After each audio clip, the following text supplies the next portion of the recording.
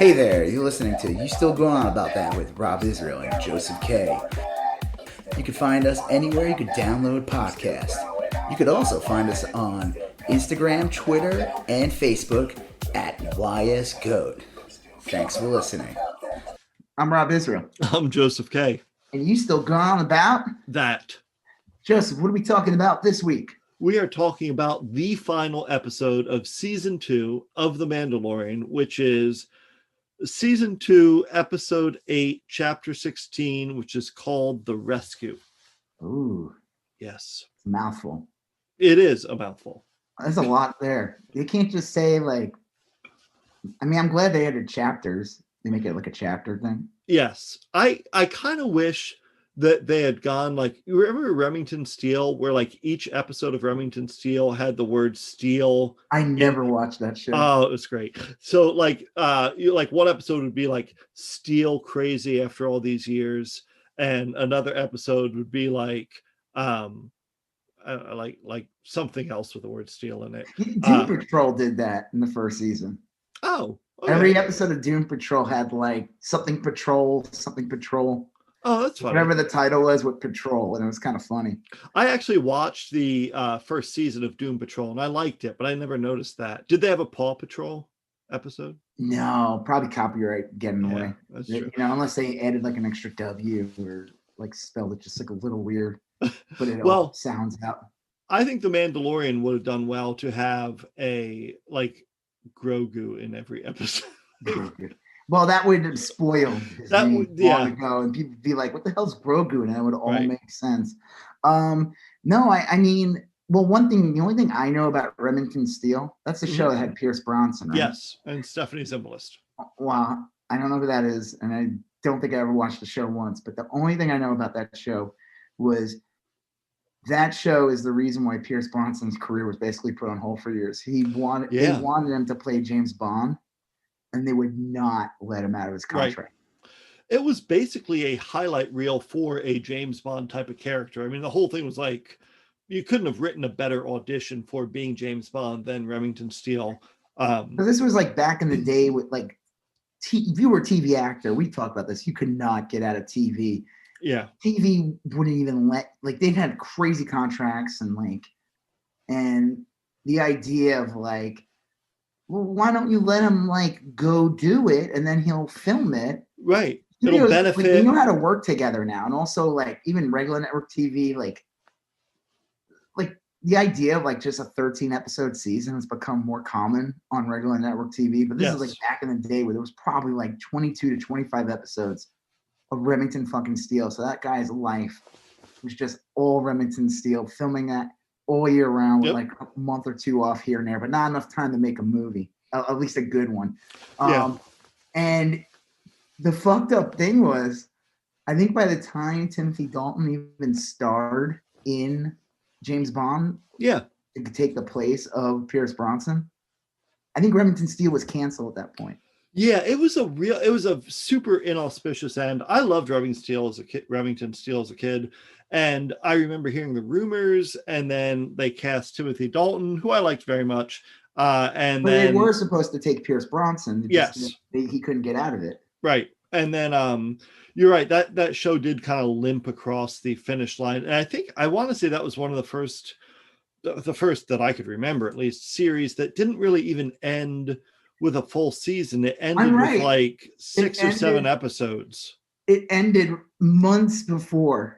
Okay, yeah. The James Bond movie that he would have starred in. The Living Daylights. Yeah. That came out like in the summer, and Remington Steele aired in April. Pierce Bronson must have been fucking pissed off. His career was kind of fucked. Like, he starred in some stuff. I think he's like in Miss Doubtfire and Lawnmower Man, you know. He's done a couple of things here and there, and I think he even got on another show or something. But then he finally, it's like he had to basically wait like 8 years to be Bond in GoldenEye. Yep. For 95. But again, it's like, it sucks because then he's GoldenEye, but now you have a guy who's older. So the potential, he probably lost the potential of like 2 to 3 more Bond movies. Yeah. I mean, I think in the end, he quit Bond on his own terms. I think he left, and they would have gladly had him for another movie or two. I don't know about that. No, I don't know. Yeah. I don't. You know, they went with like a totally different direction when they brought in the other guy. Oh yeah. They like totally. I mean, even like if you go by like the last one that had like Halle Berry. I know we're talking about Mandalorian. Right. Sorry, guys. You're gonna have to wait a minute. We're talking about Bond. We're talking about Pierce Brosnan, who has nothing to do with the Mandalorian. Yeah, he was in a movie with Halle Berry, whatever that last one was. Yeah, it was cheesy. Die Another Day or something. Yeah, something like that. Yeah. And then Casino Royale, whatever the first. Casino Royale was the first one with Daniel Craig, and that was a great movie. And I think that one came out in like 3 years later. And it was just like a totally different. No, I think they kind of wanted him gone at that point, especially after that last one not being like. I could be wrong. Maybe you're right. I don't know. Honestly, I love all the James Bond movies. I never really got into the Pierce Brosnan ones. It wasn't because of Pierce Brosnan, who I like quite a bit as an actor, and I thought he was a great Bond. Like in theory, GoldenEye was really good. I just never in the theater. Yeah, I think that was a time in my life where I just wasn't into that kind of movie and whatever. But like Pierce Brosnan now, I like from what I see of him on social media and everything, he's just like living this awesome life. He's kind of like out of shape. Oh yeah, we're not. I'm sure his life was better than 90%, 95% of the population. Yeah. Even when Remington Steele ruined his life, was still way better. I don't think he was clamoring for $600 from the government. You know? Yeah, maybe he was. I have no idea. Who knows? Well, but we're here to talk about the final episode of Bait and Switch, the Baby Yoda show, right? Baby Grogu. It's Grogu. Yeah, the Baby Grogu show. He's not a baby. He's a full-grown. He's a grown-ass puppet. A grown-ass Grogu. I remember. So this episode came out, and you stayed up and watched it like you usually do. I don't require sleep. Well, the next morning I woke up and I saw it was like 8 of the 20 trending spots on Twitter, like variations of. These people have no problem spoiling it. No. I'm like, I'm not going to do this. I just tweeted something like. You did put a spoiler alert type of deal in there. I just said season finale was awesome. Spoiler, stick around for the end. I didn't mention Luke. Nope. I didn't mention the end, that there was an after credit thing. I didn't mention. Oh, sorry, guys. Spoiler warning. Luke Skywalker's in the Mandalorian. Well, I'll tell you, the thing that spoiled it for me is the first thing that spoiled it. And I'm not a. People were posting pictures. It's not even just like, oh my God, Luke's in it. I mean, like if you go on Twitter, like people were just like spoiling the shit out of it. Spoilers don't bother me that much, to be honest. I mean, that's a big one. I did. That was one of my predictions, that I said that Luke would be one of the Jedis, because there's not many that he could reach out. We picked that Grogu, when he is on the little stone, and he's calling out, that there was potential that maybe they would bring back Darth Maul. That's what I thought.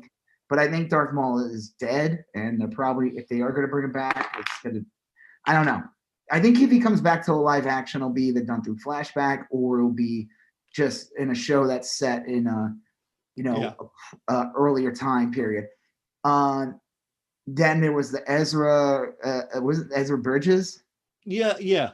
But I don't think the regular TV audience that are that invested in it, like the way people are who watch Rebels and Clone Wars, that they would do that. It wouldn't have the same impact, because people would be like, "Who the fuck is that?" And they have to explain it. I think if he comes back in any form, it will be in the Ahsoka TV show that they announced. Yeah, I could see that. So then, and then that was really it. It's like and the other rumor going around was Mace Windu would come back in some form. But that, again, I don't think Samuel Jackson's going to come back to this role. I think it's done. He was killed by the Emperor, and it was over. But who knows? Again, anything can happen. It's not real. Right.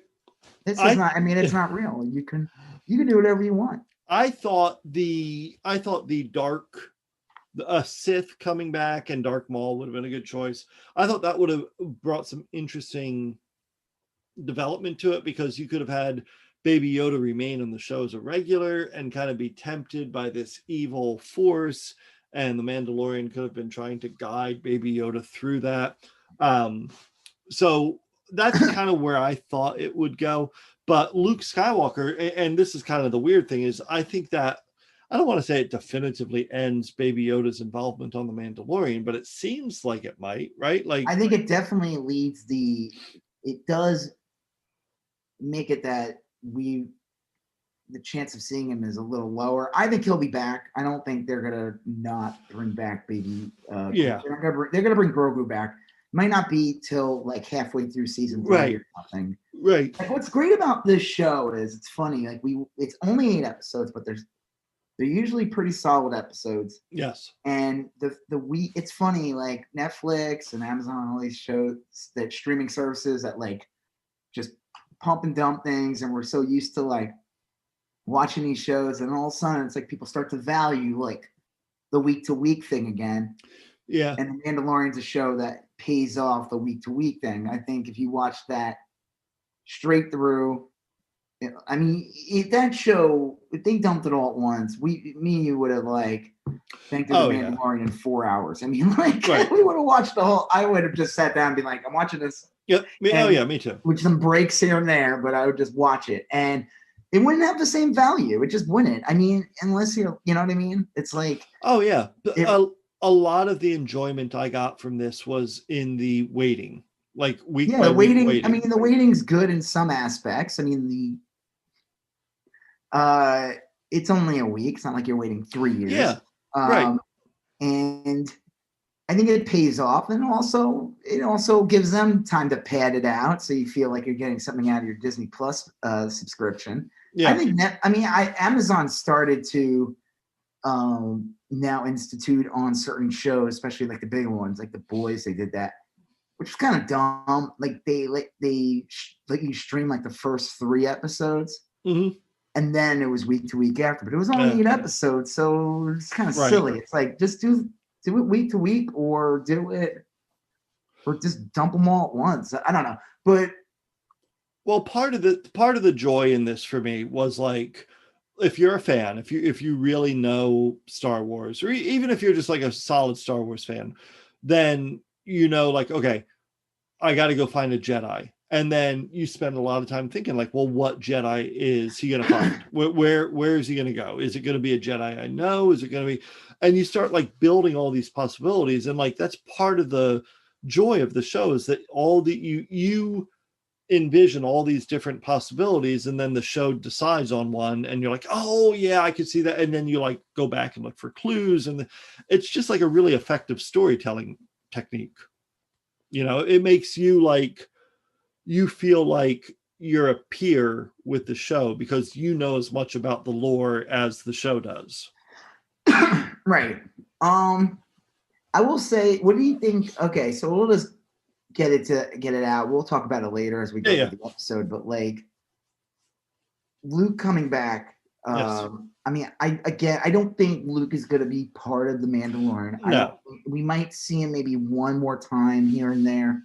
I think it's going to be very limited because, I mean, I don't know. Part of me kind of wished, like, it's weird. Like, should they have just worked? It's like a no-win situation. Like, the effects for, the show is really good. It looks really good. I mean, it's still a TV show at the end of the day, but, they do a good job for what it is. I mean, it's pretty damn close to the movies. Yes. But like, I don't know. It's hard. Like, they wanted to have Luke, and he's supposed to be like, this is like 5 years after Return of Jedi. So, you gotta make like Mark Hamill like 28, basically. Like, go by the math and how old he is. Like, under 30. You gotta make him under 30, and he's got to be a young man. Yeah. And it's weird because, like, you could get like, there's all these people talking about like, well, why don't you just get like Sebastian Stan, the guy who plays Winter Soldier? He kind of looks like him. Sure. And you can have him, and I feel like I don't know, that would have been tough, because then you get, everyone's like, who the fuck is that? Everyone says like, oh yeah, he looks like him, but he's not going to look exactly like him. He's not. And I think Right. he's also significantly taller. Like, Mark Hamill's not a tall person. That's no. You know, He's a little short for a stormtrooper. He made Darth Vader look, who was big, he made Darth Vader look even more massive, which was cool because it showed like a David and Goliath type fight, especially in Empire when they go off against each other. Right, yeah. I mean, that is the line. You're short for a stormtrooper. And I don't know. I just feel like there's no win. It's like he's like a little stiff, and there's like only so much you can do. Part of me kind of wishes, like, you know, why would he still be wearing the outfit that he's wearing in Return of the Jedi? Like, like he should be more in like some different kind of outfit. Maybe he'd have like a beard at this point. He wouldn't just look exactly like the way he did in Return. I mean, that's just sticky, but, and I feel like it's like, well, they did that because one, everyone would see that and be like, oh shit, you know? Yeah. If some other Jedi showed up, I don't know. I think if some other Jedi showed up and he still had the green lightsaber, but he's now wearing like some gray, and he's got a beard now, and he pulled off his thing and says, I'm Luke Skywalker, I think people would still be like, holy shit. And I think they, like, if he had a beard or something, that they maybe could have done a better job of making it look a little bit more real, because they would have like more like with like a beard, you have like more. Yeah, you have a little wiggle room. More wiggle room. You don't have to worry about every feature in the face being perfect. The only thing that threw me that I didn't think was great about the Luke Skywalker was that the words in the mouth didn't quite match up. It almost looked like dubbing or something. Spent another hour on it, maybe. No, I'm serious. Like, even if they just like touched it up just a little more, I think it would have been like, the words didn't line up perfectly, and he was a little too stiff. Yeah. And I think the thing that people don't realize, though, it's like the Luke in the end of Return of the Jedi is very different from the Luke in New Hope, and very different from the Luke in Last Jedi. Yeah. This is at like his most like stoic. He's a Jedi. He's like trying super powerful. Yeah, he's at his most powerful. We got to see a Luke at his most powerful here. You know, he just takes on the robot, the dark troopers. Well, it was amazing. Like, it was just such a great scene, you know. Well, they said that the people were complaining a little bit about the black outfit, because the thing about Return of the Jedi was it was supposed to signify that Luke was kind of going in a dark side of the Force type. You know, he's wearing black, and that's why, like, in the end of the episode, when his like outfit kind of opens up a bit, the collar part, it reveals like gray.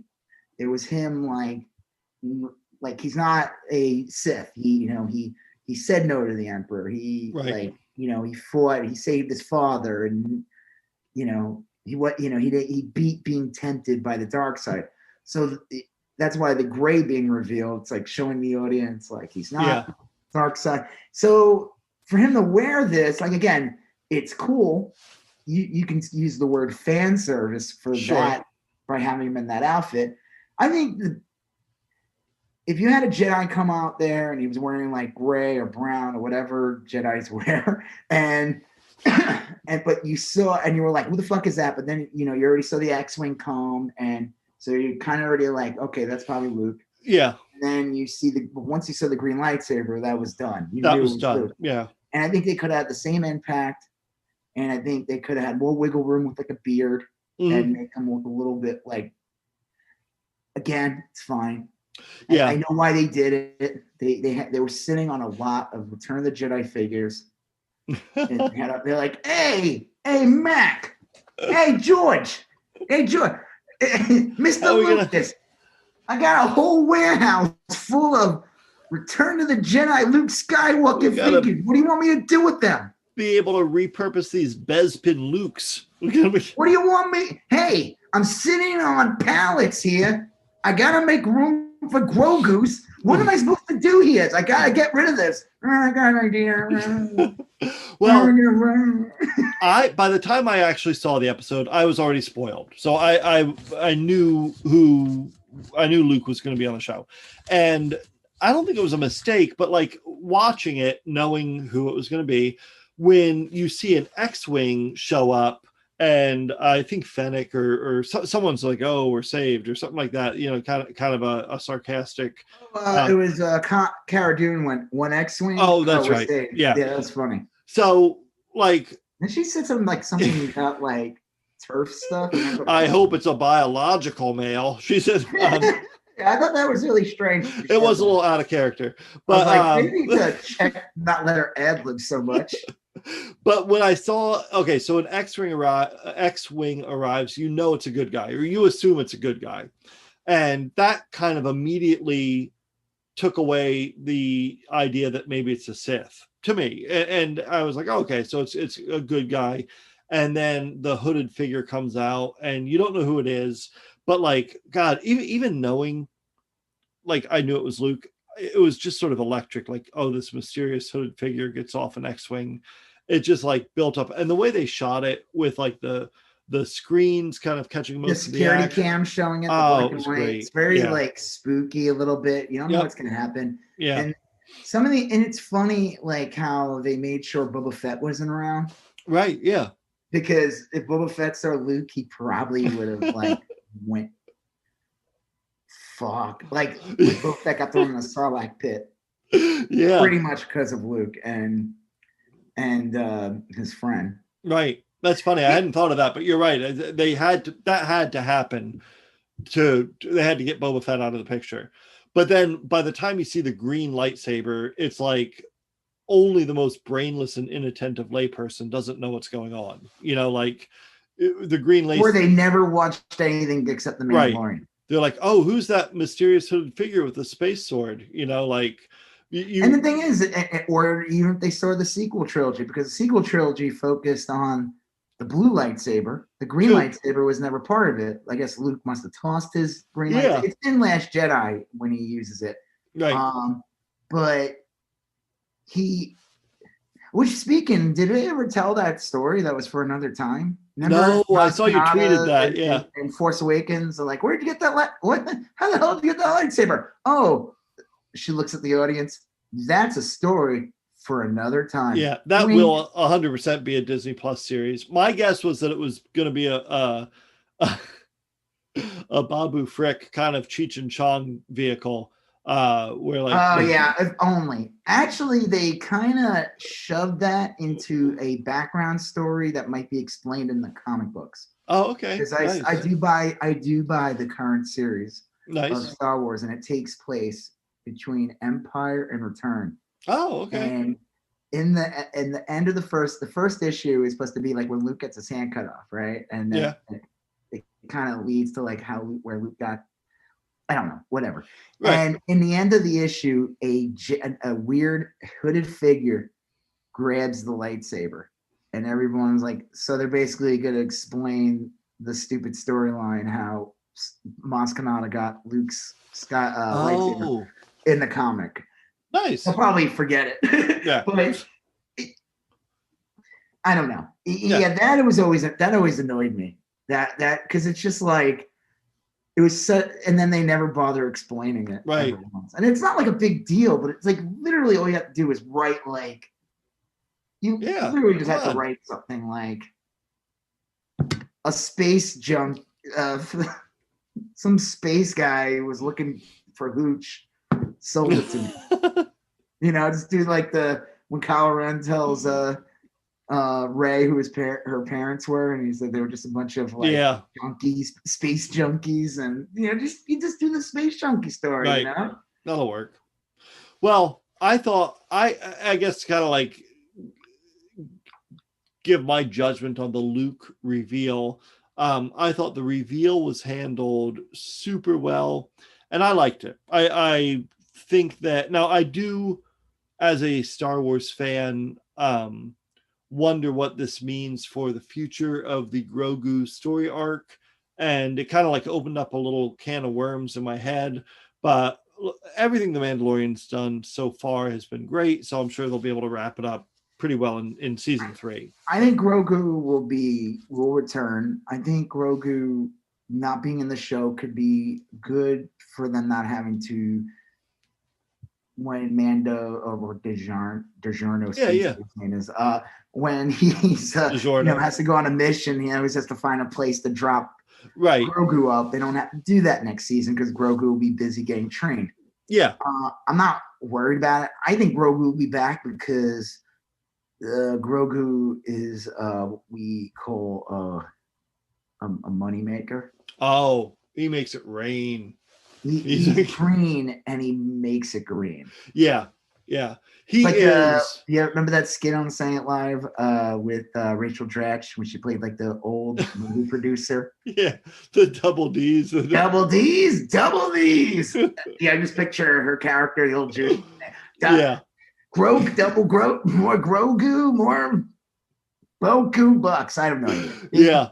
No, they can't get rid of Grogu. I mean, I agree with you. I think it'd be kind of like a refreshing change of pace, because clearly in my head the narrative is going to be that you first got to figure out what's going to happen between the Mandalorian Mando and Bo-Katan Kryze. They got to work out that Darksaber possession also deal. What happened to her in the end of the episode, because Grand Moff Gideon shot her a bunch of times. That she never, I don't remember her ever getting back up. That was the other Mandalorian, her psych, whatever her name was. I forgot. Yeah. She was still standing, like when Luke showed up.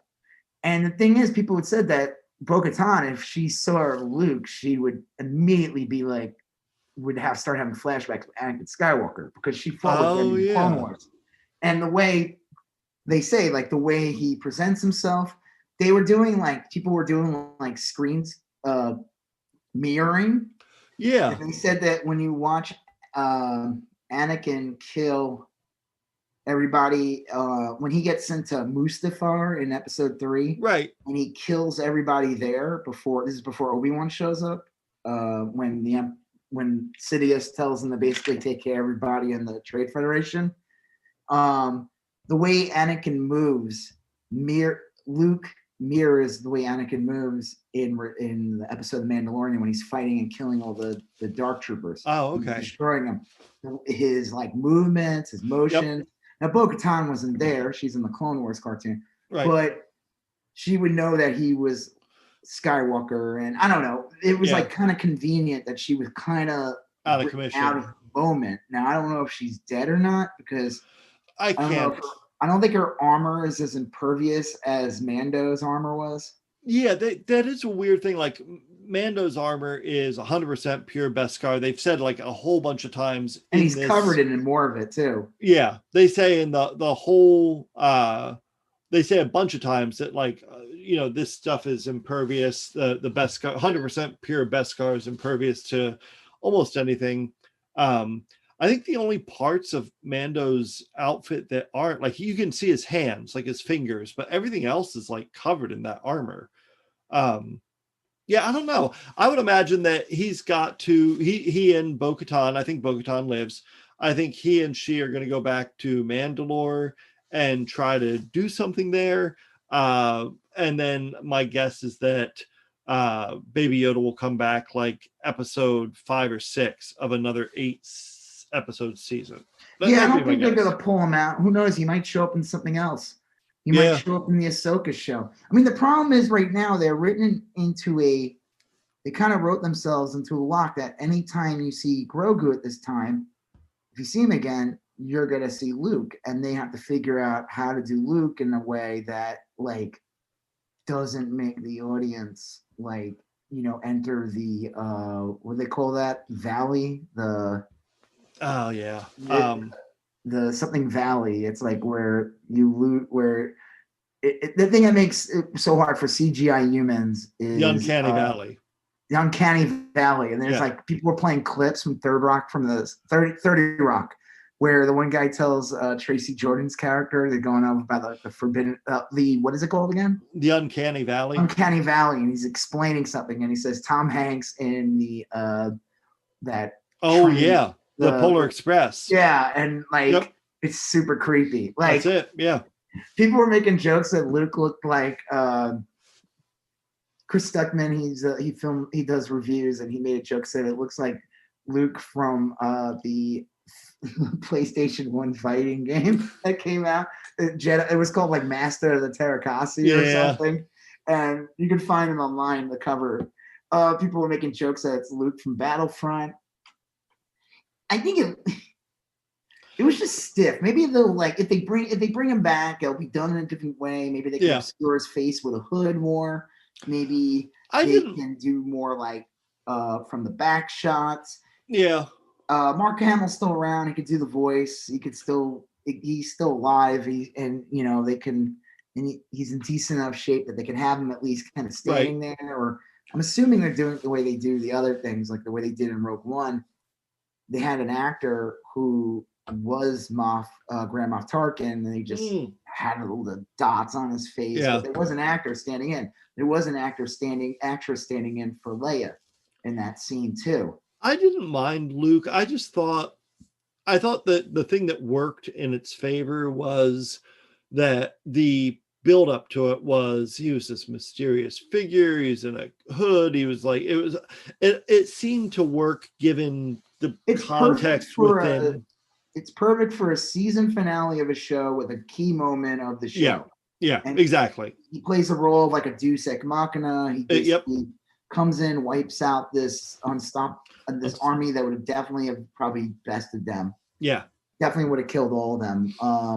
They would have put up their best fight though. They would. Oh yeah. It would have been like a Butch and Cassidy ending, like they come out and they're firing and then Grogu might have gotten one, crushed it, but eventually Grogu would get like obliterated. Yeah, right. He would have been it would have been depressing. There would have been that shot of the Mandalorian with Grogu in his lap in a wheelchair going off a cliff, just like in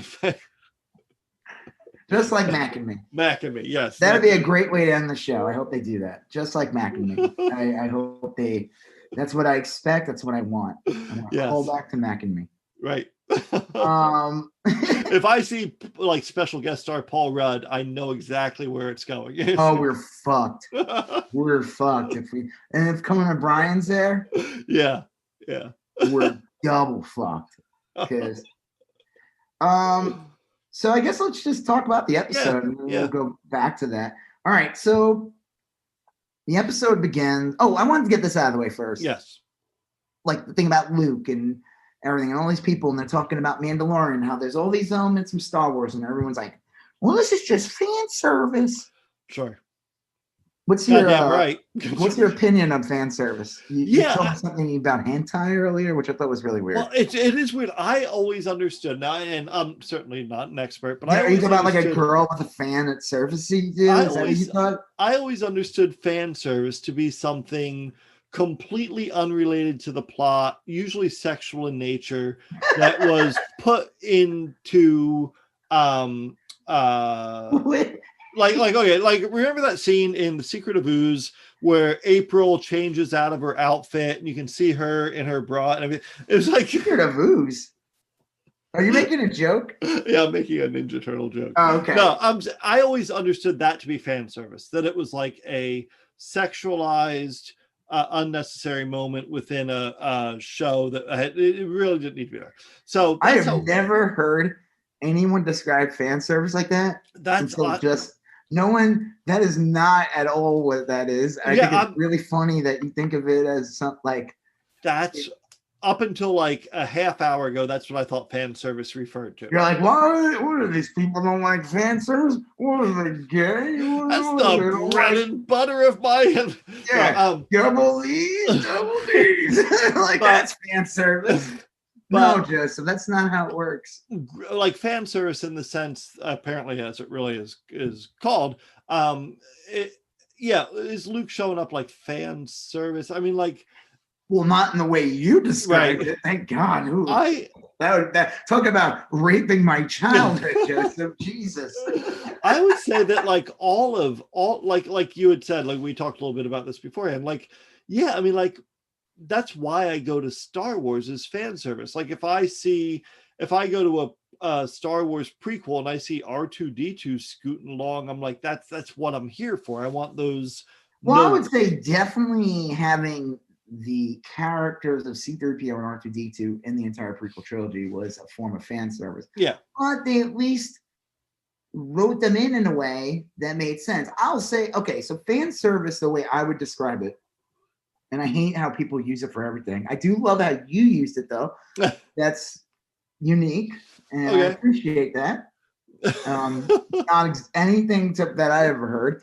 A lot of people will do anything that remotely looks like anything that they've seen and anything else would automatically be considered fan service. And I think that is complete bullshit. I mean, not everything needs to be perfectly new all the time. And if you're watching something that's part of a series, not everything can be new all the time either. Yeah. It's like the Star Wars galaxy is huge, but it would make sense that you would run into things all the time. Now, bad versions of fan service, I would say, are like when you just throw something in there for the sake of throwing it in there with no reason. A good example was like in Rogue One when they bump into like Ponda Baba and Dr. Elysium. I think that's their names. Yeah. They're the guys who attack Luke in I guess they in the cantina. Like a day later in the cantina. Yeah. When they flew to Tatooine later. That's kind of stupid. That's fan service to have them show up. Or having Chewbacca be in episode 3 was definitely fan service. Yeah. Made no sense really for him to be in there. It was just like, I mean, yeah, they go to Kashyyyk, but why would he be like hanging out with the main general with Yoda? I do like though the idea though that Yoda was good friends with Chewbacca. And when he says goodbye to Chewbacca in that scene, when he gets in this like little pod, and he's like, "Goodbye, Chewbacca," I got really upset. It's sad. I was like, "Oh my god, that's so sad." Like they were friends, and I was hoping that like, how come you again? And we said this. I talked about this in the podcast. How come when Yoda met Luke and everything, and we're like, "Do you know anyone by the name Chewbacca?" Well, why, yes, I do. Please tell him I miss him so much.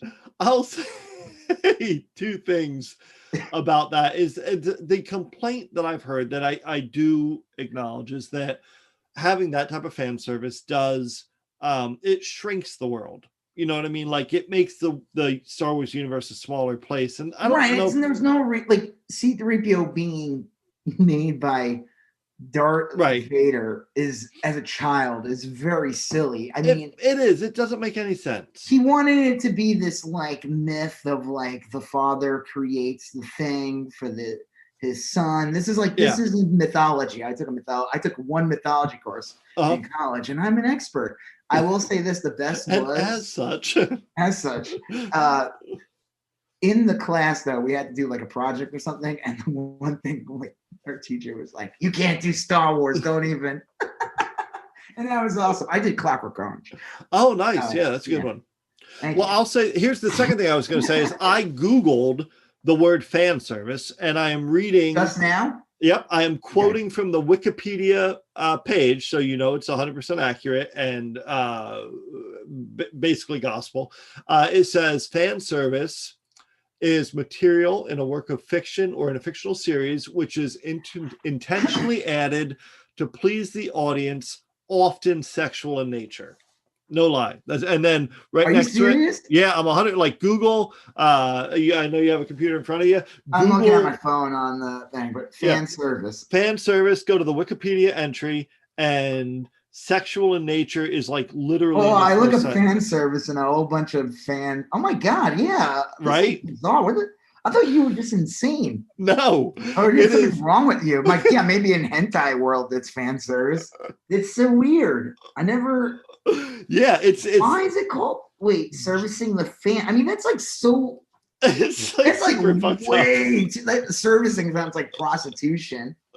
Giving fans exactly what they want. Fan service can also refer by means of. Wow. Yeah, I mean, I've heard it as giving the fans what they want. You know, Darth Vader show up in Rogue One. That's fan service. Now he didn't jerk off the rebels. He killed them with his lightsaber. Well, just as a little pro tip here, do not click the images button on the fan service Google tab. Damn, too late. Yeah, it's clearly the way the internet explains it to me, which is how I've learned everything in my life.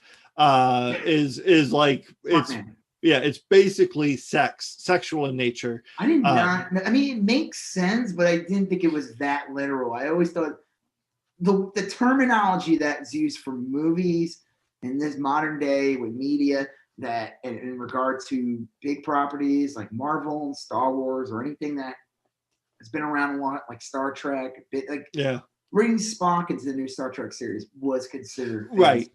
Yes. Like, you don't gotta tell me. I spent many. Well, anyway, when Spock came in and I mean, I didn't know. I'd never seen this before. That's really funny, and I feel like now I'm the crazy one. Did I enter the Twilight Zone? This is so weird. I never bothered to Google it because I just assumed that whenever it was using the context that I'm talking about, it doesn't seem like a term that requires Googling. Like, no, it makes sense. Like, I'm a fan of something, and the companies that make this are trying to service me by putting Boba Fett in it.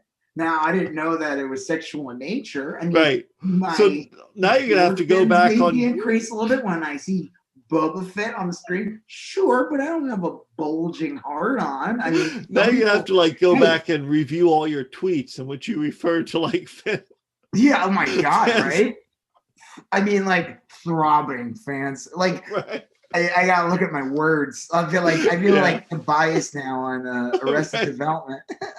Oh, Robbie Blowhard. No, but that's so weird. Hey, listen, if you got a huge heart on when Boba Fett showed up, that's fine. Who amongst us didn't? Yeah, I mean, I put that GIF, the Randy Marsh GIF, with all the jizz, so I guess that was fan service. But damn, I don't want everyone like that is super fucking funny. Now I'm looking back. Yeah, I think it's like an open door. You know, it's like the Kaiser Soze moment. Yeah. There was a anime show I watched. I don't love anime, but I really, really like a few specific series or whatever.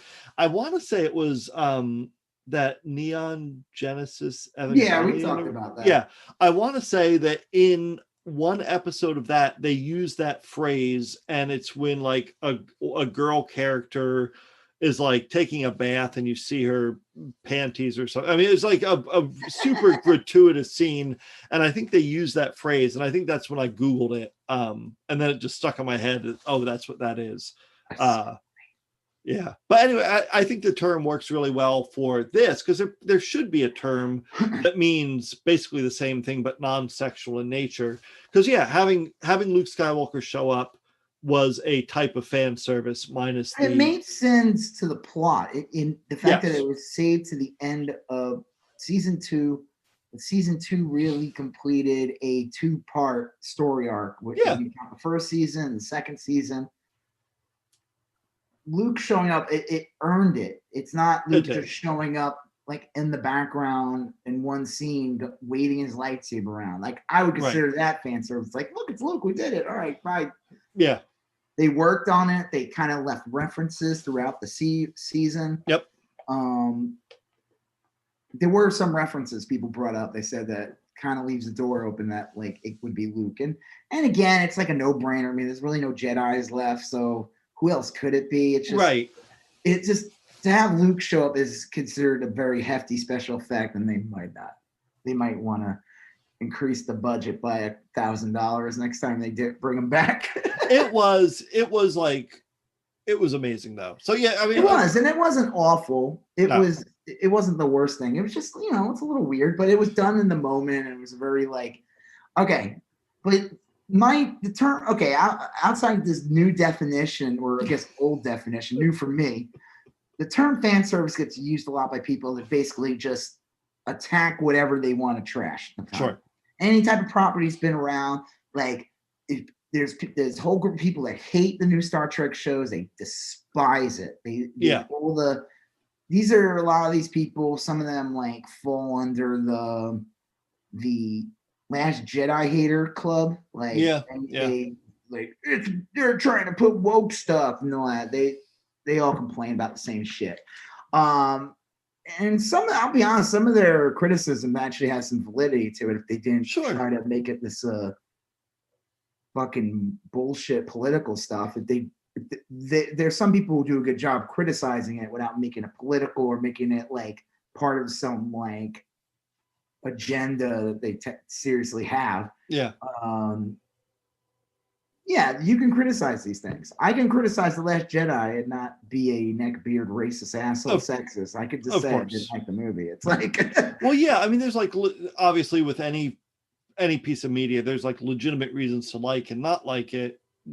It's just like some of the reactions are a little knee-jerk, and they clearly are from a perspective that has a real like anytime you watch some of these videos and they attack it, like Star Trek's one of them, or any of these shows that like attack anything new, especially with like, oh my god, there's a girl Doctor Who, oh no, and they always have this, and they make this bullshit like they're not trying to sell to me anymore, like they're trying to create this victimization, like and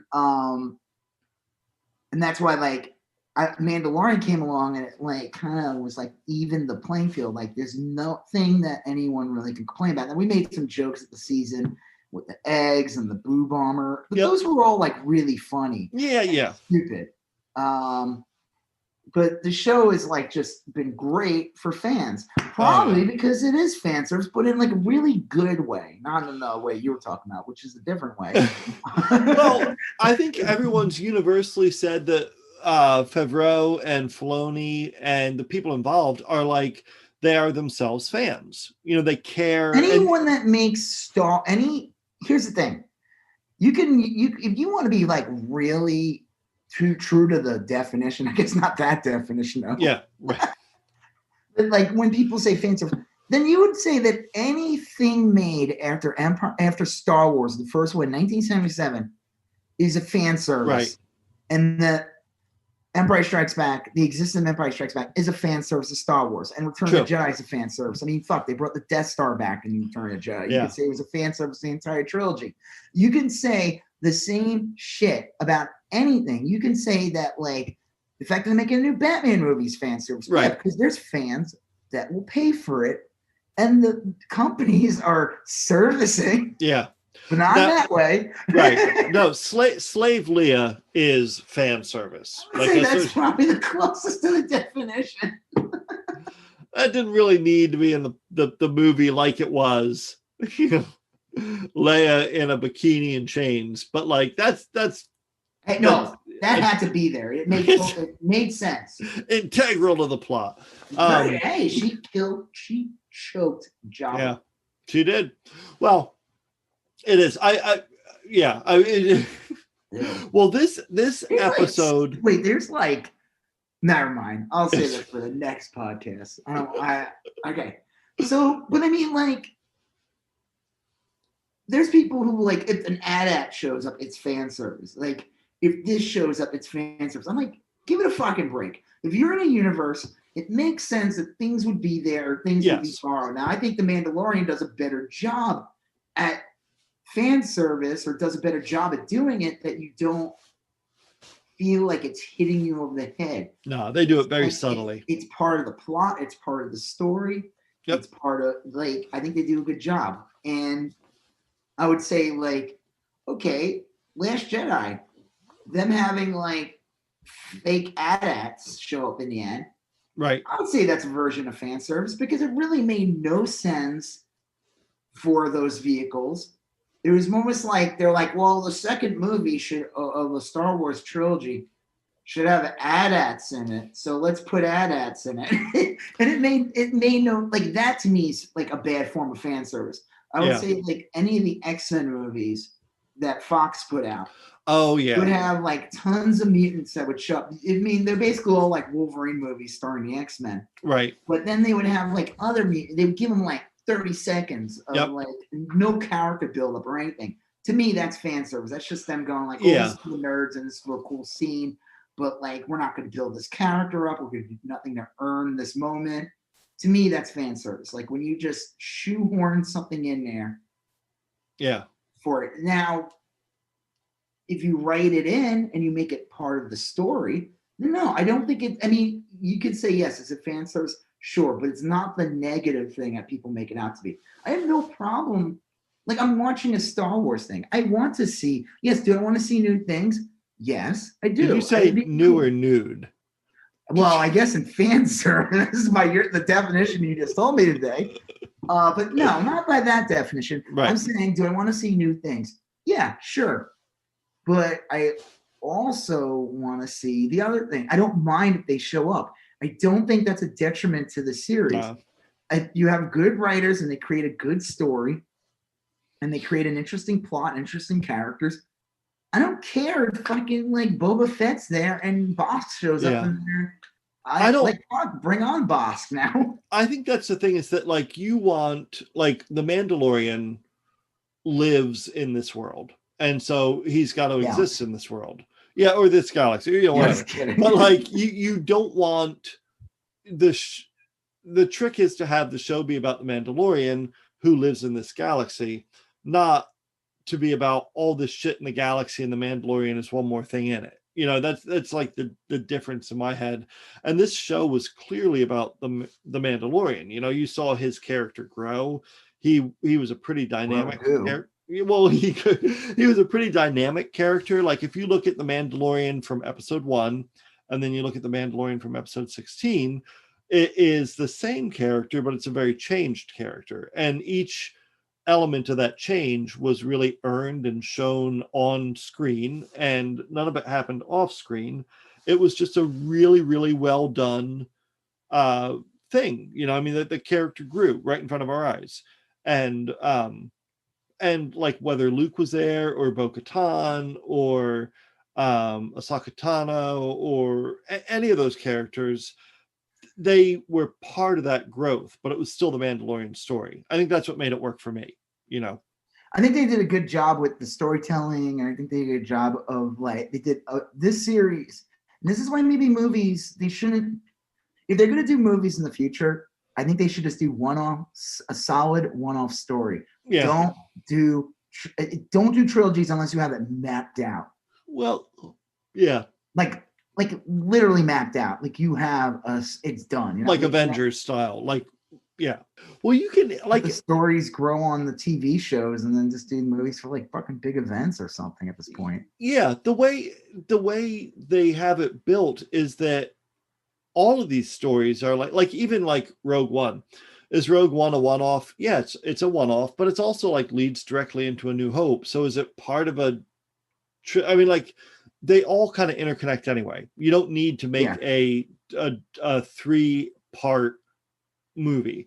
And I think, honestly, that the episode 7, 8, 9 kind of suffered from that. Like, well, I think it suffered in that they didn't have a game plan. Yeah, it just it was obvious. It was so obvious that, like, they had a very loose game plan, and for some bizarre reason, they had one guy do one thing, and he didn't have an answer for anything. He clearly didn't have an answer for anything, and they gave it to the second guy, and the second guy kind of ran with it. They clearly were like, "Okay, this is great," and they went with that. And then they had a guy. The funny thing is, the guy they had before, Trevorrow, I think his name was, the one who got fired. That what's his face came back, took his place. Gosh, episode 9. Colin Trevorrow is, I think his name is. Doctorow, maybe. I know who you're talking about. Yeah, he was supposed to do episode 9 originally. Yeah, and his movie actually respected 8 more. Like, you can tell, like, he was telling a more complete story from where 8 landed, and 9. And for some reason, Disney didn't like it. They fired him, and they hired back what's his face. Yeah. What's his name? Rian Mystery Johnson. Box guy. Are you talking about Rian Johnson? Or no, Rian Johnson. Oh, you're talking about J.J. Abrams. Yeah, J.J. Abrams did 9, and he just basically kind of trashed 8 and, like, just decided to do this weird, like, ad-libbed ending. It, like, episode 9 kind of reminded me of. You ever watch Rick and Morty? Yeah. Okay, you know, like, there was like an episode where they watch like intergalactic cable. Oh yeah. And there's like one of the shows they watch intergalactic cable is a trailer for a movie of these 2 cops, and the joke is like the guy's just like making it up as it goes along. Right. And you could clearly tell there's no story. It's just like, and these guys, and they do this and they do that, and then that guy gets mad because he likes this, and it's like that's how episode 9 felt. It was just like, I need this key because I need to find that, so to get to here, and this man's bad, and we're dyads, and I need to strike him down so he becomes me, but he doesn't need to. He became me. Like when the Emperor's just like, it was a mess. Yeah. Suck your energy and get young again. And it's just like, no fucking sense. The whole thing was, it was so cobbled together. And I'm not here to just trash the trilogy. It's just, it to this day, I'm blown away. Like there should be a legit book, not some bullshit, but like a book about like what was going on behind the scenes. Right. Yeah. And why we got what we got. Why the decisions were made. Yeah. The fact that it's like Disney buys Lucas for $4.5 billion. They announce literally after they buy it that we're going to do episodes 7 through 9. And they got J.J. Abrams, and J.J. Abrams is going to look over the whole trilogy, which I thought he was going to, and they would have all these directors do it. And they brought back everyone's coming back. And then you find out, well, not everybody's back. It's like Billy D. Williams wasn't there in the first two. And it's really strange. And Luke shows up with no dialogue at the end of the first one. Yeah, very odd. In a weird like cliffhanger, which was kind of cool at the time, but stupid when you look at it later because it's like they can do like the further adventures of Rey in between the trilogy to get kids excited for the second movie, like they did with the original trilogy. There's all this mystery box shit, and nothing was ever properly explained. And you're like, how do you? Like, you spent $4.5 billion on this to make, and you're like, you bought it, and you're like, while you bought it, you like throw shade. I hate that term. Shade. I know what you're talking about. It's like when people use the word basic too. I can't stand that either. But I'm going to use those terms. They would throw shade at the prequels because it was easy to make fun of at the time. People, the prequels are not. I don't care what anyone says to this day. They're not good. Just because you like the Clone Wars doesn't make the prequels good. One can be bad and the other one can be good in their own thing. They're not the same thing. It was like easy for them, so they end up looking like the heroes. And then episode 7 was a decent movie. It got me excited for the trilogy. And it's like it ended up just being a what do you call it, like an empty vessel or right, homunculus. Well, I think. I was gonna say, sorry, to wrap it up real quick. I think what the Mandalorian showed is it's not that Star Wars is this thing that like, people. If you look at like the prequels, you look at the sequel trilogy, or you look at there's a lot of flaws in these things, and you could say like, you know what, maybe Star Wars, you can't really do more than what it is. Like you could do the books and the comics and.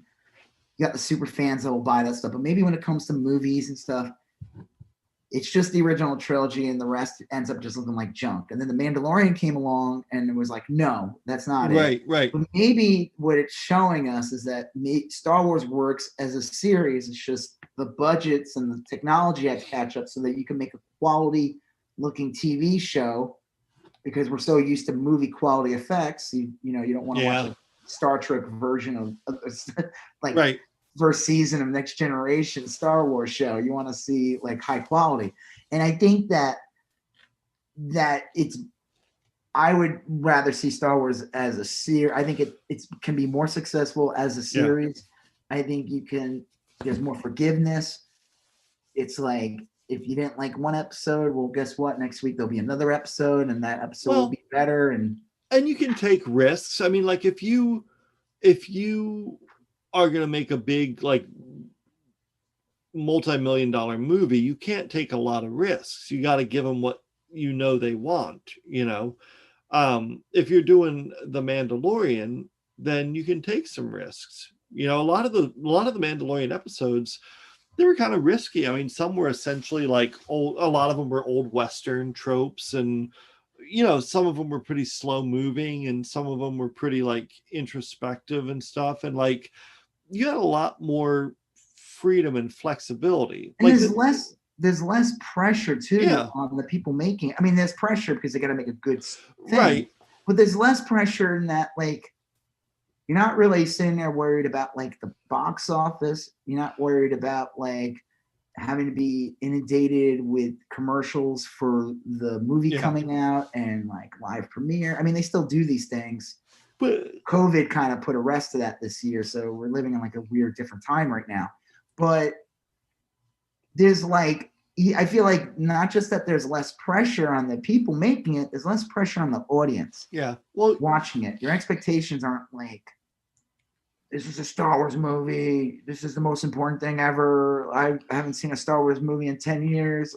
It's like, it was just crazy. Like, you go from, okay, we got the Death Star, and then we got the second Death Star, and then we have like the planet Death Star. Like, what's next? You know, I mean, like the Mandalorian can be like, no, we're going to have like a crate dragon. That's going to be the big shit this week. You know, and that's like a great adversity, you know, like fuck, a crate dragon would have been sick in the theater. Yeah, fuck yeah, you know. And like now, like the Mandalorian is going to take on like an abandoned mining colony, and that's the big thing, you know. Like, it doesn't have to keep, it doesn't have to keep one-upping itself. Like, now we're going to have a whole galaxy that's a Death Star, you know. I mean, like, it's like the fucking Revenge of the Sith. Yeah, you know, we have Star Destroyers that are basically mini Death Stars, and there's thousands of them. I'm going to send them throughout the the stakes don't have to be as insane, but I also think, again, you could still make a good movie and a good story. And at least in the theater, I think like the Rogue Squadron movie that's coming out, it's got Patty Jenkins. Yep.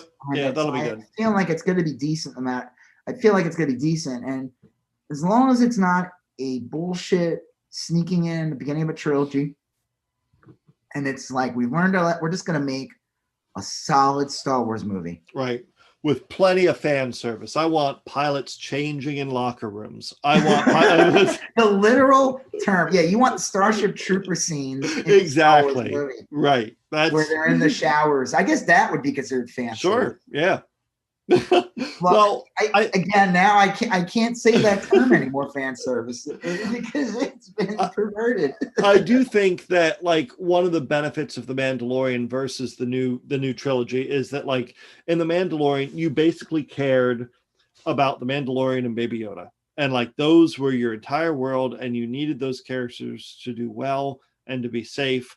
And all throughout the Mandalorian season 2, I liked all the characters, but if Cara Dune died, if Boba Fett came back for a few episodes and then was killed, I think that would be very foolish on their part, and we'll get to that later. It would have been, but like all of those would have been okay narratively for me, because like all I was really invested in the entire series is like, look, the Mandalorian has to complete his mission to deliver Baby Yoda safely somewhere, and anything else that happens in this show is kind of like incidental to that main storyline.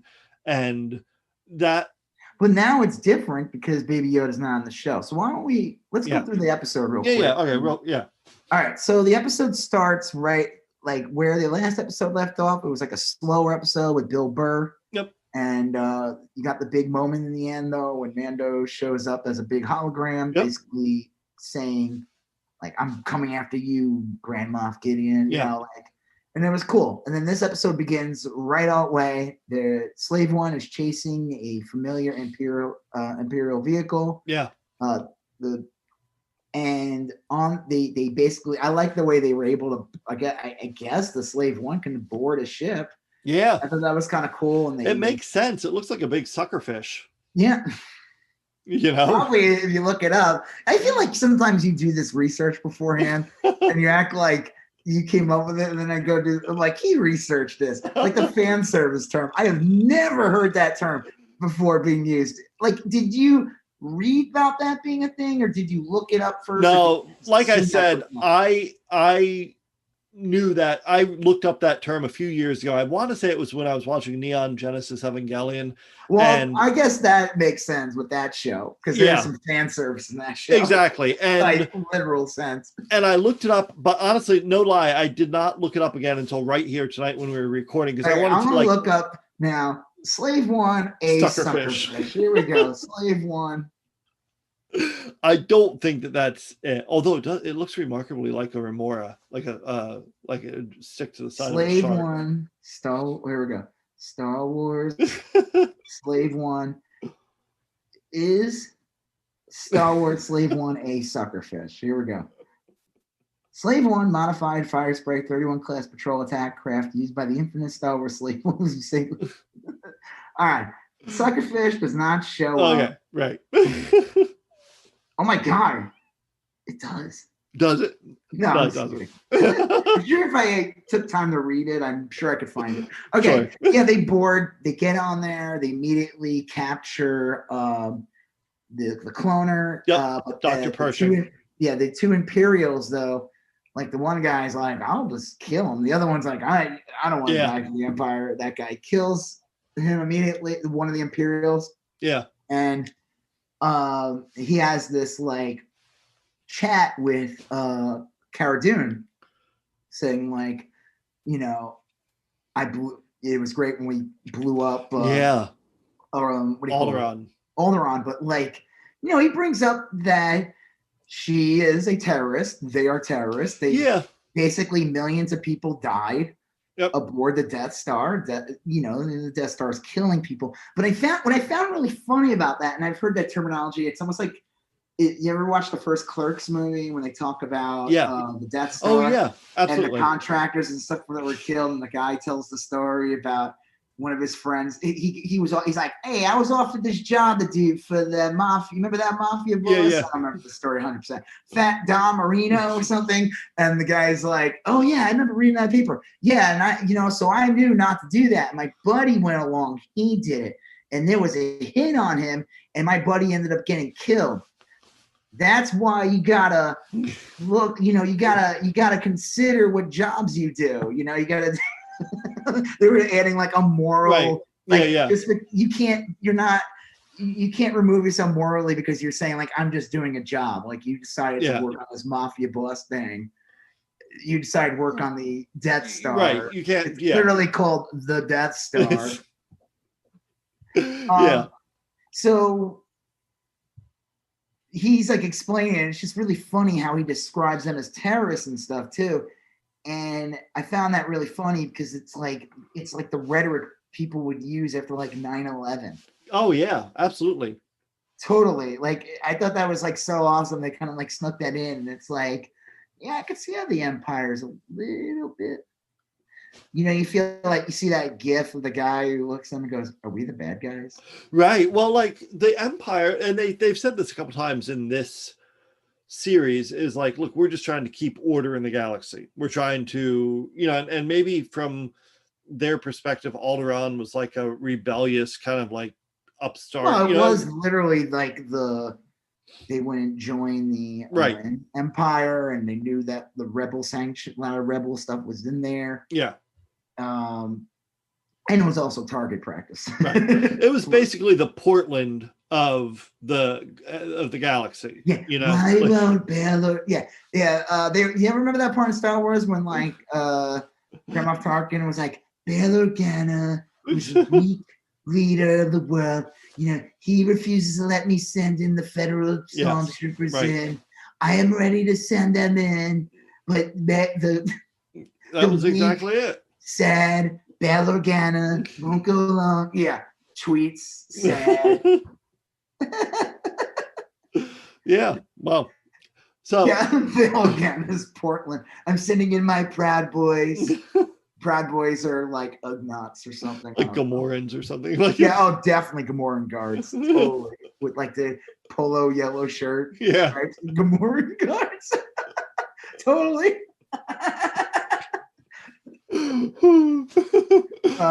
Little pigmen. So yeah, I thought that was like a good exchange. And it also adds like, again, it's the kind of stuff you can do on a show. Yep. Movies get judged more. I feel like there's so much time is precious in a movie. Like you gotta have 2.5 hours, you gotta tell a solid story. You can't really have a moment like that. Everything gets fucking scrutinized, everything gets criticized.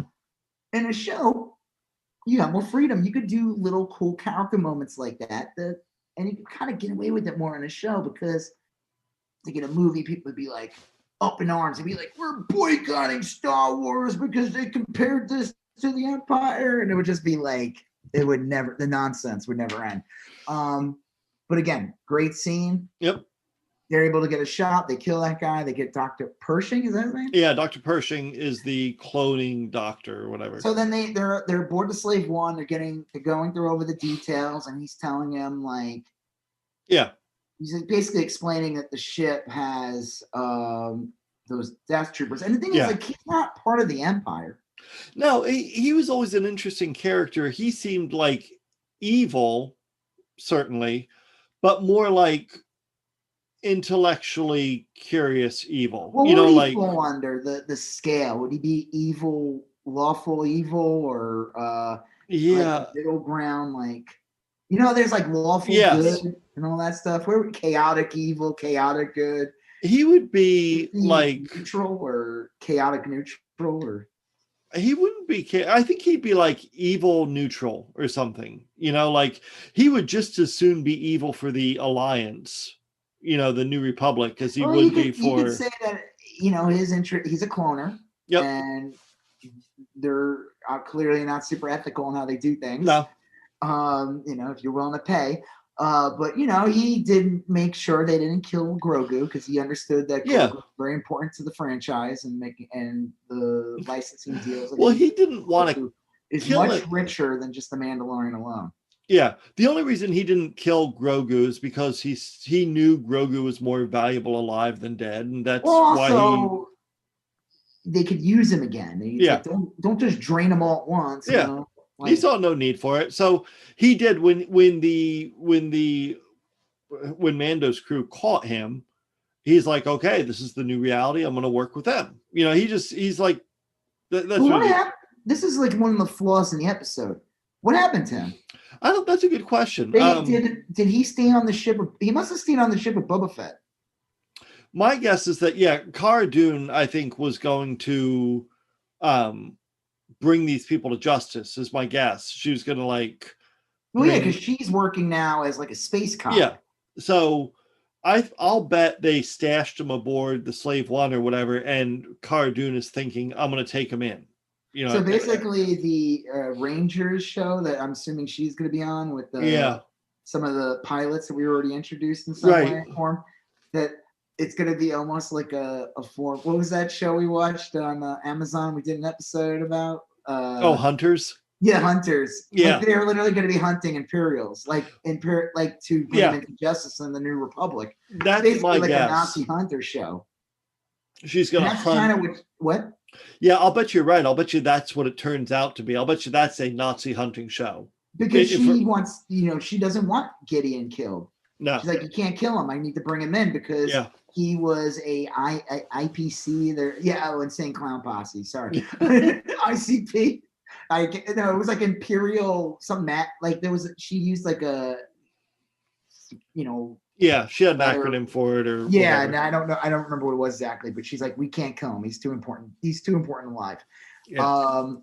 But I'm assuming it'd be great if Persian guy's like looking at Boba Fett and going like, wow, I'm really fascinated with you. Yeah. The thing about Boba Fett, you look familiar. You look familiar. He is like, you know, it's like when that's it. We totally missed the part. So after they get him, they go to this planet to get Bo-Katan. Oh yeah. Friend. They wrote the other guy out. I guess he must be busy on the ship. Yeah, I wonder why. Yeah. And I forgot the one woman's the Bo-Katan's buddy. Yeah, I don't remember her name, but yeah, they get into this awesome fight. Her and Boba Fett, they beat the shit out of each other. Yep. Bo-Katan says his line like, "I've heard your voice thousands of times." Yeah. Because she's like, "You mean your donor?" He's talking about his father with the armor and everything. He's like, "It was my father's." And she's like, "What do you mean your donor?" Yeah. And I thought that was really cool because it's like, yeah, he's a perfect clone of his dad because he won't age as he ages normally. He won't expire as quickly, basically. And I thought that was kind of cool when they get. It was a great scene, yeah. And it's a callback because it's like there's like a history with Boba Fett now. It's like you have him in those moments, and it's like Boba Fett became, after the prequel series, it's kind of funny because like Boba Fett kind of became the most important character in the entire universe in a way, not because of him particularly, but because all the clones came from Django. So it's like an interesting like. So the whole plot, how the Emperor was able to take over the galaxy using the clones. It's like it's kind of just an interesting thing, and I'm assuming they'll go into greater detail later. Yeah, I would imagine. In the new show they announced called The Book of Boba Fett. Yeah, we'll get to that later. Yeah. I think that's gonna be awesome because I feel like they could like jump back and forth in time on that. Yes, yeah, they can do a whole lot with that. I think they could tell like how he got out of the Sarlacc pit and like. They could do flashbacks with his dad or something. I don't know. Like they could be all kinds of different. They could jump all over the place. I think there's a lot they could do with it. And again, I'd rather that than a Boba Fett movie. I'd rather. Oh yeah. I think what they did with him in the show was awesome, and I think they did a great job with him. And I like that they didn't make him like super evil. I like that. No. I think he's going to be more of a badass now because he's like. Yeah, he's a mafia boss. Yeah, he was working with Django. I mean, with Mandalorian because they kind of like did some like honor deal. Like now we will help you. Yeah. Well, yeah, I think they can on this open day up of my daughter's wedding. I think they can open up the character a lot more, for sure. So they work out a thing like. They get the fight out of the way. I like when Bo-Katan's like, if you fought as hard as you guys just fought, maybe the Empire would have taken over Mandalore so easily. And then they head to the ship. They do their thing. It's kind of cool, like when they show the TIE fighters launch out. Yeah. Really sick. And they kind of do like a trap where they pretend the slave one's chasing this vehicle, but they're in the vehicle. Yeah. Ooh, that was cool. It was clever. Yeah. And then Slave One does this thing, and then like he plays kind of like possum with them because the TIE fighters come out and Slave One just wipes out those two TIE fighters in a second. He's like, "Yeah, I'm out of here. Get out of here." And then he just flies out of the show. You don't see him. Right. That's it until the after the credits. But yes. Yeah. So, and I'm assuming he had the Doctor with him because he had to have because. Unless they jettisoned him into outer space. It would make sense that they would keep him alive. Yeah. I wouldn't, again, it's like they wouldn't want him dead. They would keep him alive. So then they go into the ship. Basically, Mandalorian's like, well, you do this. I'm getting Grogu. Grogu's my only concern. Yeah. You go do your go get your sword or whatever it is. Yeah, that was like Bo-Katan. I keep saying her names. She kept saying again and again, like, Gideon's mine. I want the sword. Yeah. Right. So while they're wiping out everybody, just shooting the stormtroopers, I thought there would have been a cool action scene with the woman that was working with, I thought she would have done something badass, the assistant, because I told you, like, this woman, like. She kept popping up. She kept on popping up, and she's got like MMA shit, like some kind of MMA background or action movie background. That I figured that she would have done something where she like rips off her fucking sleeves and she's jacked, and her and like Cara Dune get into like a 2-minute fight. That's not. They just blew them up. Or at least a scene of her changing in the locker room, because like I think that really. That's no, Joseph. That's fan service. That's right. Yeah.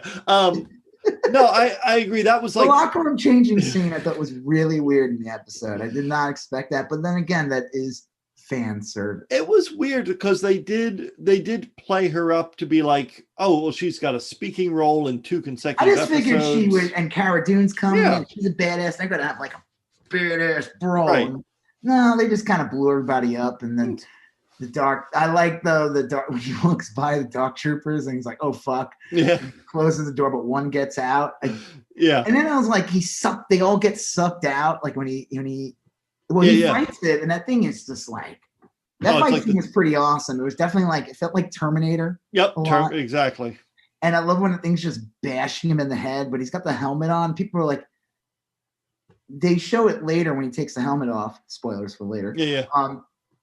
The helmet's pressurized. That's why he's head isn't being rattled inside like a fucking jumping bean. But that fight scene was awesome. It was a great scene. He struggles. He's able to best it. Yep, with his Beskar spear. Yep, and he hits the lock, and they all get sucked out. Yeah. And I was like, that's kind of lame, but whatever. Sure. So then he finally finds Grogu. Yeah. And we got the mustache twirling villain. Yep, Moff Gideon's there. Well, he tricks him. He's like, oh, I already got the blood. Yeah. You can take them. Like basically Mando's like, listen, I want my sweet baby Grogu. Yeah, you can take your ship, your sword. All I'm here for is this. Yeah. Yeah. And Grand Moff's like, oh, okay. And I'm like, Yeah, it did seem weird. No, but that's sneaky devil. Yeah. He like pulled a fast one and tried to attack Mando. I thought Mando could have sold it a little better. Like, look, all I want is a kid. He just basically like took it at face value, like, oh, well, this guy's gonna let me go. I'd be like, hand me Grogu. Yeah. Like, not like, oh, you wait behind me while I spend a minute trying to get those little shackles off him. It just you have time to attack me. That was a little clumsy, but it worked fine. And then after a decent amount of time, Mando bested. It's a great fight scene. It is. It's really good. It's with the darksaber and the spear, and it's like it's interesting. It's like a cool way of working a lightsaber battle or a sword fight. Yep. I guess that would be considered fan service. Well, I liked it when like the darksaber would press up against the Beskar spear and it would start to glow. Like you could tell it was like two really powerful weapons. I didn't like though when Gideon was like, your Schwartz is as long as mine. Right. And he says, I'm your former father's cousin's former. It was totally off. Yes, it was. Yeah, I thought that was weird. No, they could have done some dumb shit, like because they kind of alluded that Gideon knows everything, but he clearly knows everything because he looks into everything. Right. He does his research and any target that he has. I thought they could be like some dumb thing, like I was there when your village was wiped out. Yeah, yeah. They didn't need to do that. No. Like the drama was already built up. They didn't have to fine. make it more than it needed to be. But yeah, it's an awesome scene. He overpowers Gideon. He doesn't kill him though. No. Gideon's kind of laughing though. And this is actually, I thought this was one of the best scenes in the episode. Was when he shows up. He's got Baby Yoda or Grogu. Sorry. Yeah. Sorry, Grogu. And he's got Gideon. And Bo-Katan's like, what the fuck? Because Mandalorian's holding the dark saber. Yeah, right. And that's when Gideon's like kind of laughing, and he's like, Mando's like, here, it's yours, take it. Yeah. And he's like, no, that's not how it works. Right. That's not how it works. Mando's like, well, okay, I yield. Here, now it's yours. And it was kind of a cool scene, like. And it's awesome because it's like you don't get it. The dark saber is that's not what the power behind it is. You have to fight. Now the thing is, they could do an orchestrated. You find out like, okay, well, clearly whoever Gideon got it off of, I'm assuming he got it off of her. He didn't kill her. He bested her in a fight, and he was able to get the saber. They don't have to kill each other. It's not like someone has to die. But he said they did a really nice job because he's like, look, it's not so much that you beat the other person, it's the story that matters. So like if you fake fight, someone's going to realize it and it won't be real. Like it's got to be a legit fight. And everyone knows, Mando, that you and Bo-Katan are currently friendly. And so it'll never be a real fight. So you guys have to start to hate each other for it to ever work. It's got to be like an actual struggle. Yeah. And that's kind of the thing that sets up next season's narrative is like, well, what does Bo-Katan do with and Mando now has a thing where it's like he doesn't want to be the leader of people. No. And it's kind of cool because it opens up the conflicts of like, well, he might run into these conflicts because he's still part of the old religion. Yep. They don't take their helmets off, and they're very seclusion. But then there's this power hungry part where they want to bring back the Mandalorian world and the people, the proud tradition, all that. I love when they're talking. Gideon's talking about they're really just a bunch of savages, actually. They talk about that in in the Clone Wars cartoon. The Mandalorians are a bunch of bastards, actually. Right. Some of them are, and it's definitely it's set up a good story. But then before there could be any drama between the two of them, that's when you start seeing the little red dots on a thing, and it's Dark Troopers coming back, and that's when Gideon's like, "Oh, you had a hard time besting one of them. You're done." Yeah, and they're basically droids. They're not even human anymore. And as they're getting distracted, Gideon's able to grab a blaster. He shoots Bo-Katan a bunch of times. And I'm wondering, did he kill her? Because that's it. You don't see in the rest of the episode. He took her out. I'm assuming she's just out. They didn't kill her. I would think. What? I would think. I mean, I don't think she would die like that. I mean, I think you would have some sort of farewell scene with her or something. But so then, after that happens, he's about to kill Baby Yoda. He jumps. Mano jumps in front of Baby Yoda. Yep. I love the Cara Dune just pulls out his weapon and fucking hits him, knocking him out. Yeah. I like the way that was done. But as those things are starting to come back, and they're like, "Oh fuck," because those things are gonna break through the door and they're gonna kill them all. That's when X-Wing shows up. Yeah, it's an amazing scene. And we talked about this earlier, so we don't need to go through it. Yep. It's Luke Skywalker. He comes in, he basically destroys all the droids. I love how he does it. He does. I love the last one when he just kind of crushes it. Right. And it is very Darth Vader-ish. It is. You're seeing a Luke that we never got to see in the movie. This is the Luke that. Fine. Is this fan service? Well, not the way you talked about it. Right. But this is probably fan service in that everyone wanted the all-powerful Luke. Badass Luke. In Last Jedi, and we didn't get that. Nope. We didn't get that at all. And then we thought it was him. We got a fucking hologram in the end. Right. Yeah. And he died sad on a rock. Yeah. And it's fine, but when you have a franchise with diehard fans who will buy any of the products you make and all that stuff, it's kind of smart to sometimes give the people what they want. Give them what they want, right? Give them what they want. Drug dealers have been doing this for years. Yes, this is 100% what most fans wanted of Luke at some point. Now, they don't want to have their what's that term called again they use for Last Jedi a lot? Their expectations subverted. Yeah, fuck that. No. I want to see Luke Skywalker do badass shit. Yeah. I mean, I don't really care. I could live without it. It was a pleasant surprise for me. It was great. I loved it. What? Yeah. This is the thing we all wanted. This is the thing that we wanted to see Luke this is Luke in his prime. All powerful. He's now ready to be the master. This is 5 or 6 years later after Return of the Jedi. So he is at a moment we never got to see. There's a moment we didn't think we'd ever be able to see ever in the movies. And it was awesome. And I don't give a fuck. Don't be a Debbie Downer douchebag. I'm not talking about you. I'm talking about people. And say oh, this is fan service. Then don't watch fucking Star Wars. Yeah, that's what it is. The show about fucking laser swords and hairy monster men and baby Yodas and shit. And that's what it is. Like Boba Fett. I just want to see an army of Boba Fett's. That's it. Yeah.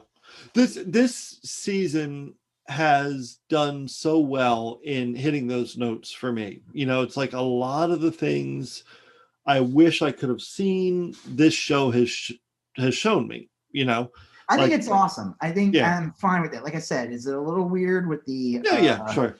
The Luke face in the end? Yeah, it's a little stiff. I think they can improve it later on. I feel okay, so you get this really touching moment. Well, first that people are like, we don't want that guy coming in because well, they wiped out all these droids. He's gonna fucking kill all of us. But he's like, no, I'm letting him in. Yeah, he's open up the door. Yeah, And then he comes in, takes off his robe, says, takes off his robe. That's fan service. Pulls off his hood. Yeah. And he says, I'm Luke Skywalker. Right. And then he goes, there's a Grogu.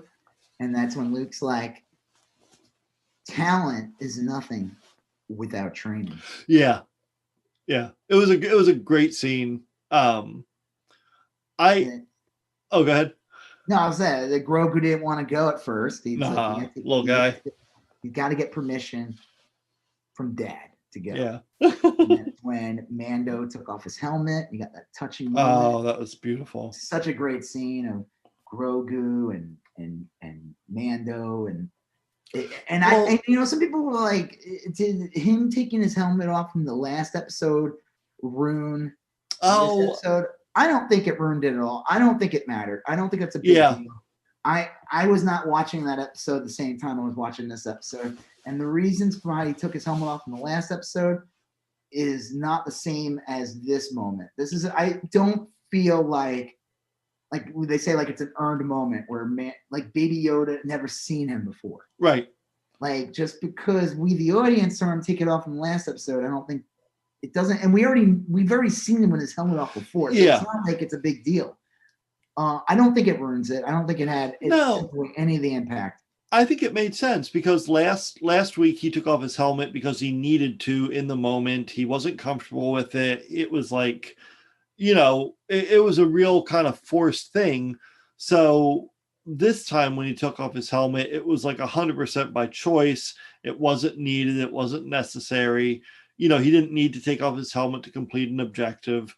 I really liked, remember a couple episodes ago when Baby Yoda was kind of like looking at him and trying to like peek under the helmet. Yeah, when he was eating soup. Yes, which is important. We need to have him eat soup at least once this season. Yeah, so that was such like a perfect like, oh yeah, I'll bet you Baby Yoda does want to know what he looks like. It was like such a great scene. So between the last 3-4 episodes, to have the Mandalorian choose to take off his helmet and Baby Yoda's kind of touching his face, it was just like a really, really touching scene. It legitimately was. And it was like super well developed over the course of a couple episodes.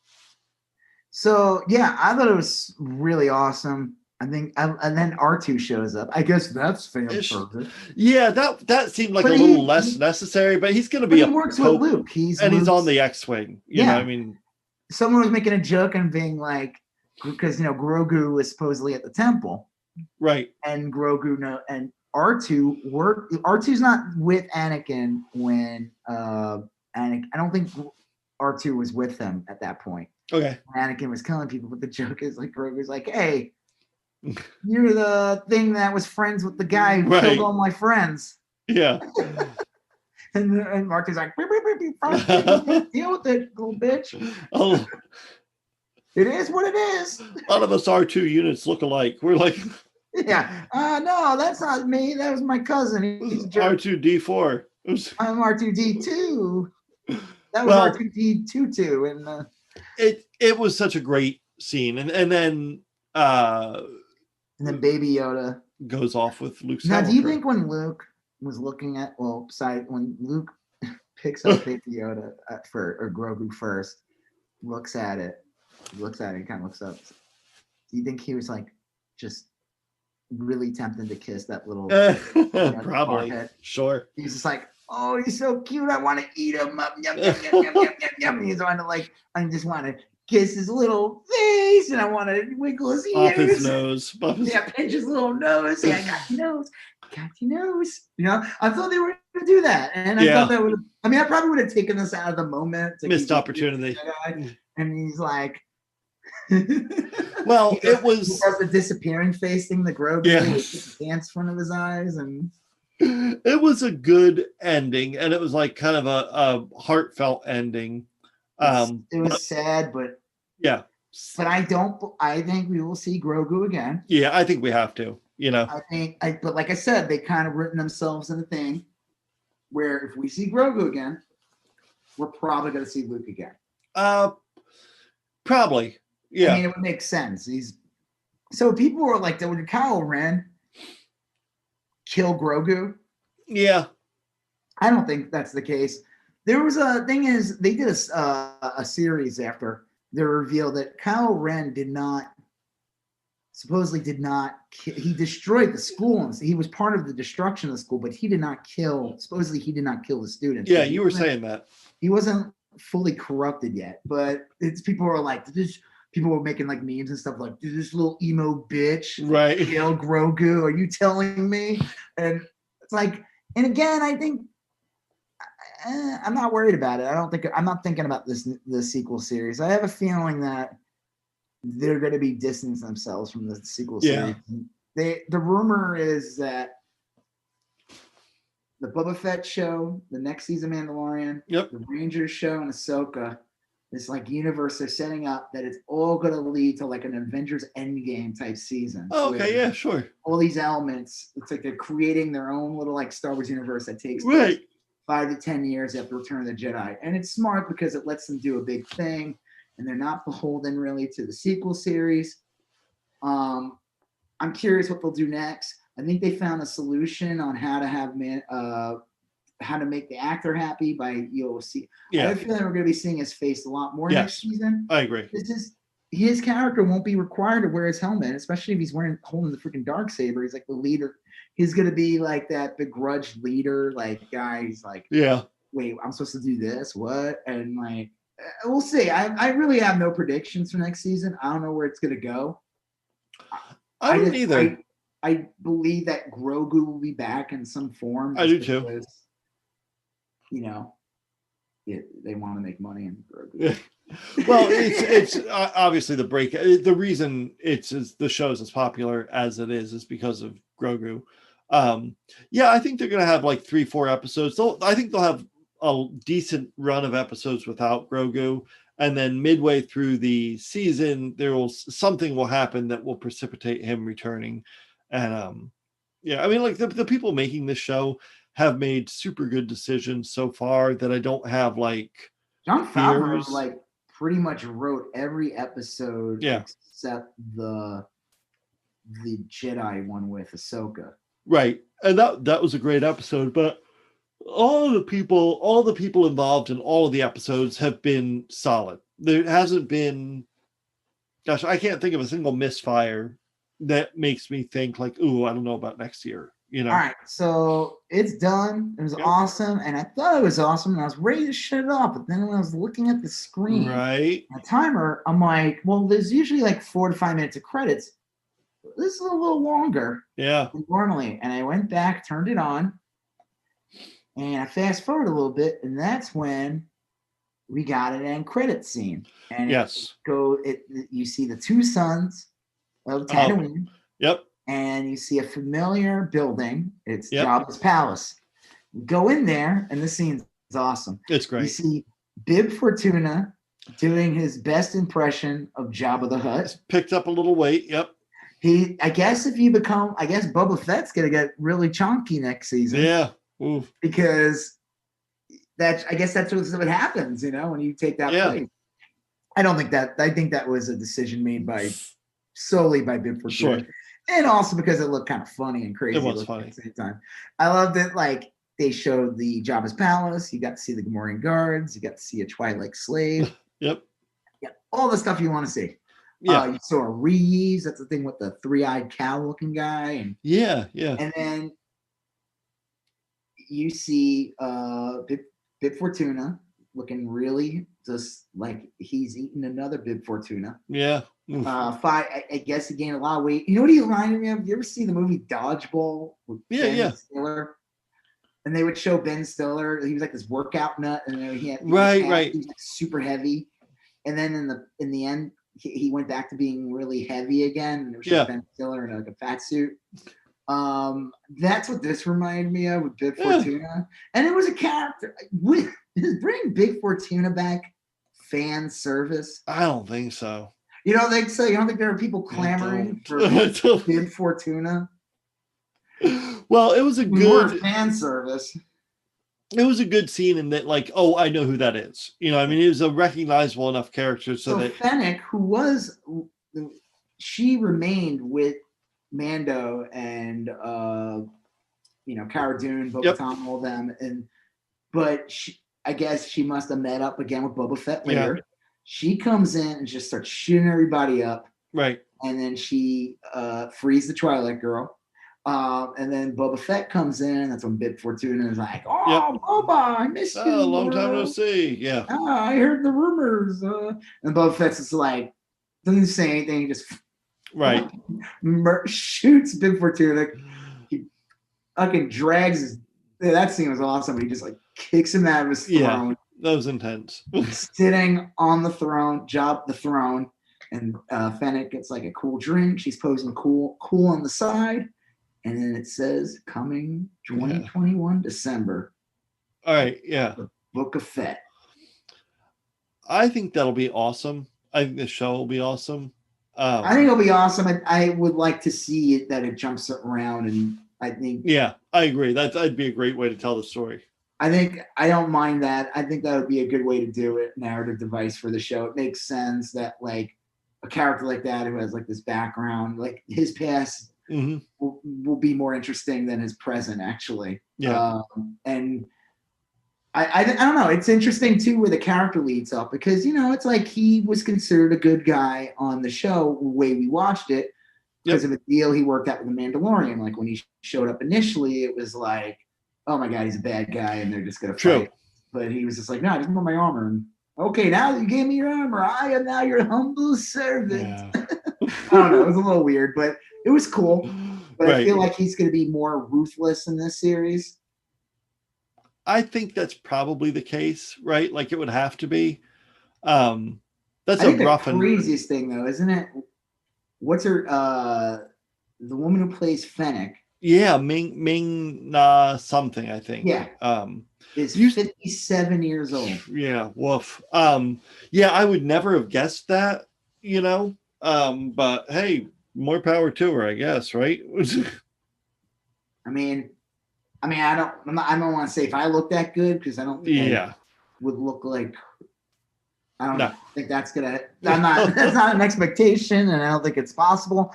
But I guess to say in general, if any of us could look as good at 57, yep, the world would be a better place. Yeah, I don't know what that means. Okay, so yeah, I thought it was awesome. It was a great series. It was.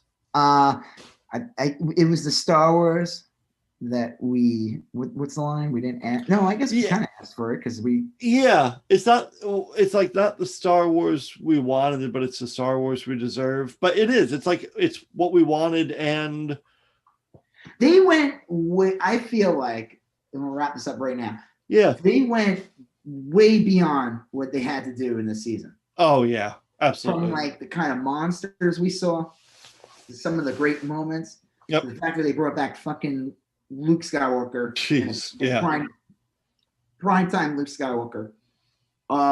And fucking Boba Fett. Yeah.